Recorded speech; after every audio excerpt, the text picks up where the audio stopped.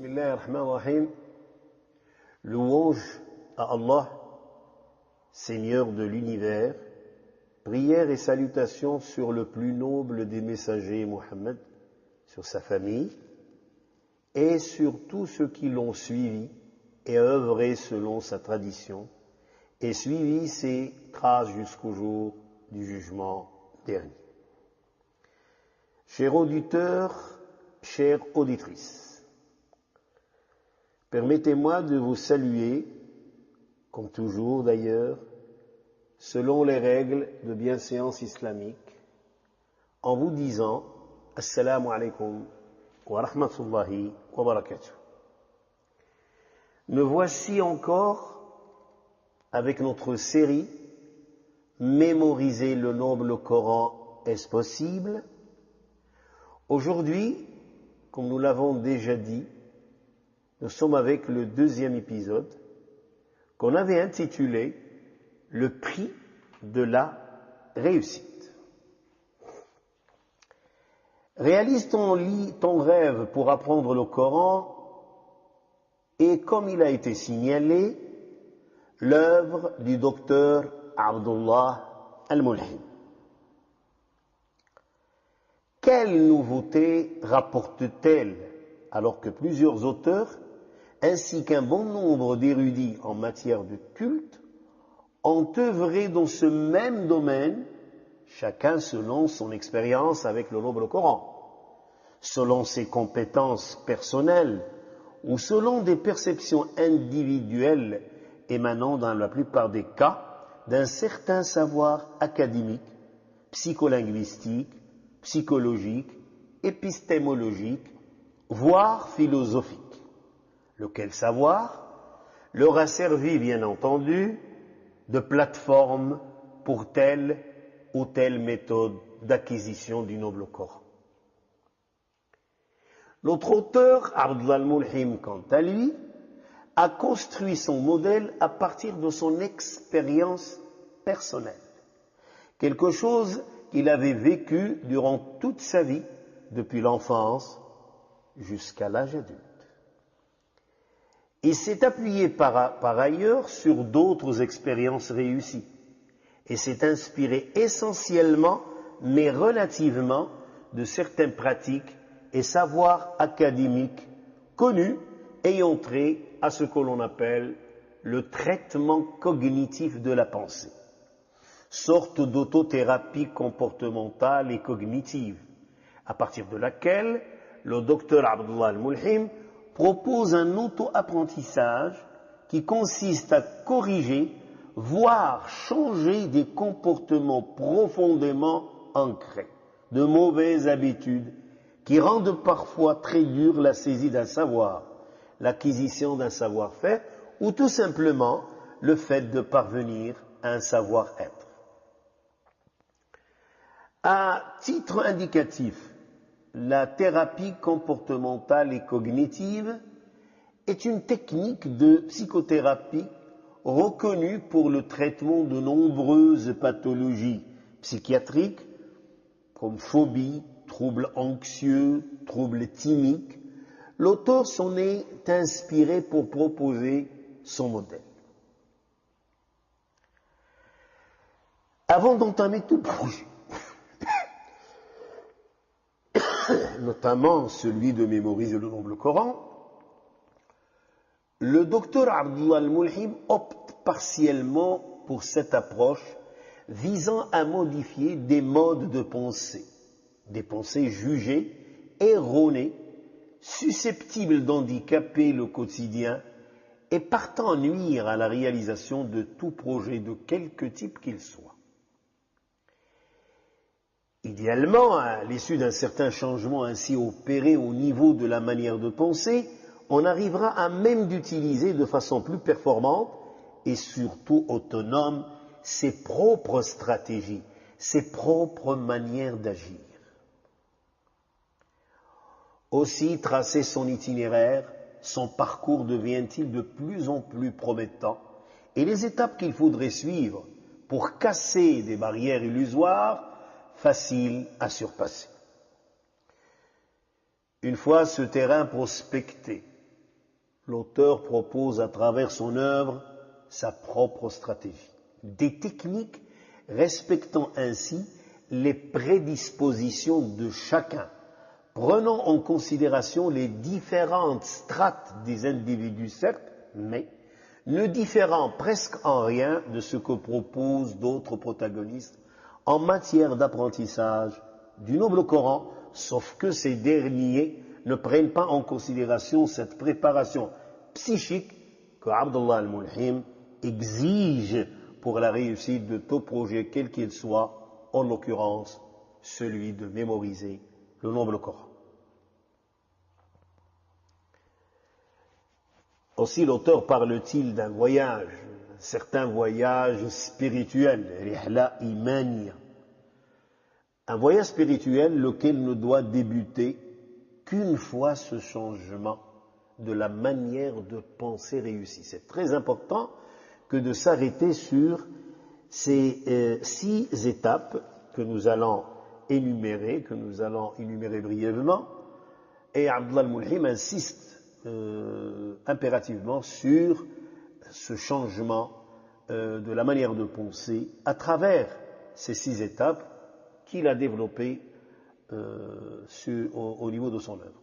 Pour ce faire, tu es appelé, cher auditeur, chère auditrice également, à répondre aux 6 appels suivants. Primo, engage-toi fermement au processus de changement. Mets-toi sérieusement au travail. Planifie. Ne te concentre pas sur le négatif et sois réaliste. Détermine avec précision tes objectifs. Active-toi pour atteindre tes objectifs. Tels sont les 6 appels qu'il faudrait quand même prendre en considération et qui seront développés le long de cette série. Souviens-toi bien, durant tout le processus de réalisation de ton projet, qu'il n'est pas favorisé d'y parvenir, surtout au début. Mais au fur et à mesure que tu avances dans ton rêve, tu réalises combien il était facile, et ce, lorsque tu l'aurais complètement maîtrisé, bimashi'atillah. Pour davantage d'éclaircissement, imagine une route, mais une très haute montagne, l'Himalaya par exemple, que tu voudrais escalader et partant atteindre le sommet.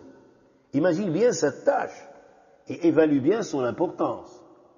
Où suis-je du sommet de cette montagne, me dis-je? Comment puis-je arriver? Comment puis-je y arriver? Je ne pourrai jamais la monter.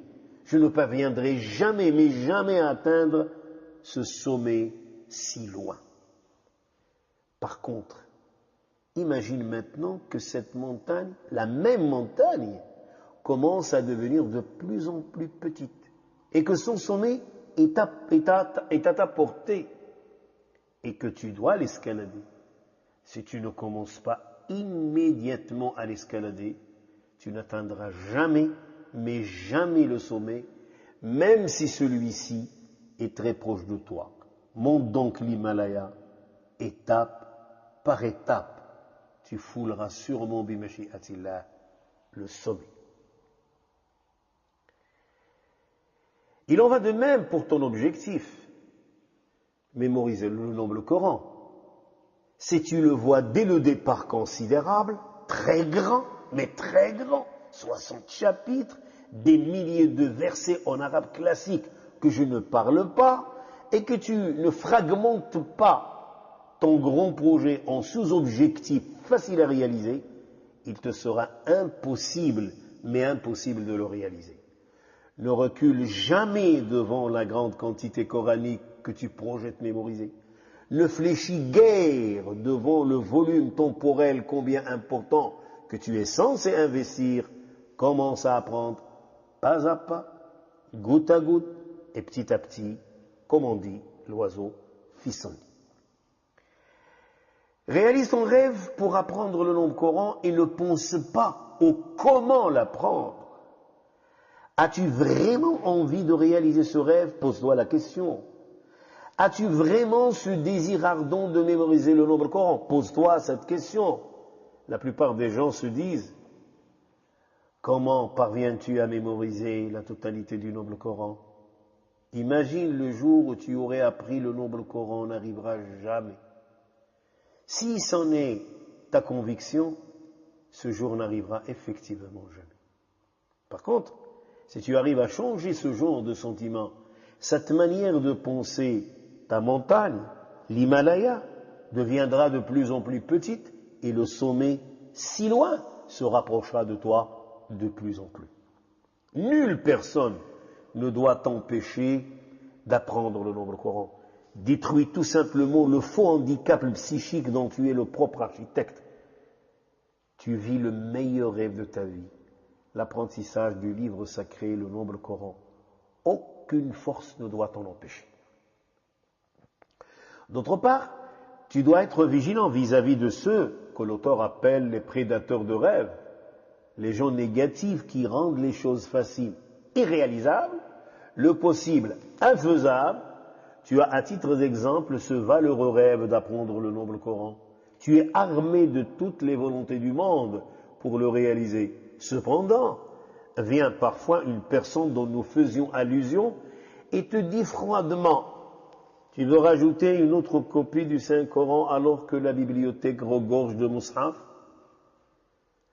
La mémorisation du noble Coran nécessite une spécialisation, un congé de longue durée, et même si tu parviens à le mémoriser, chose impossible, tu l'oublieras très vite. À quoi bon?